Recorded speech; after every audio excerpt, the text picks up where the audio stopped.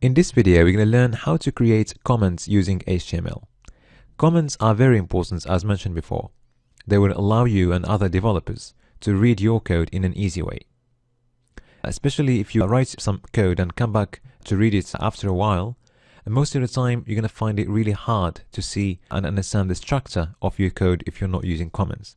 So I really recommend you use comments as much as you can when you're writing code. So the syntax for comments is pretty simple in HTML. Okay, so let's create a comment.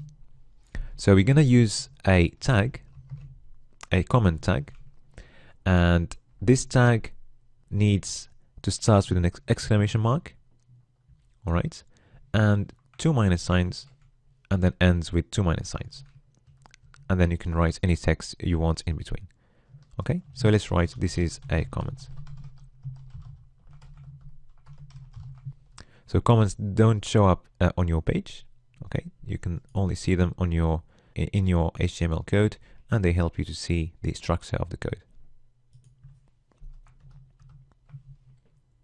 All right, there is an easy way to create comments using brackets. So if you're using brackets and you write some text there, okay, and you want to transform that text to a comment, you can just click on Control/, and this becomes a comment.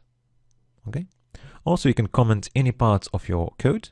Okay, so if you want to comment the first paragraph, it's just gonna disappear from the page. Okay, and if I just click on Control/, okay, so now it's commented and you can't see it on the page.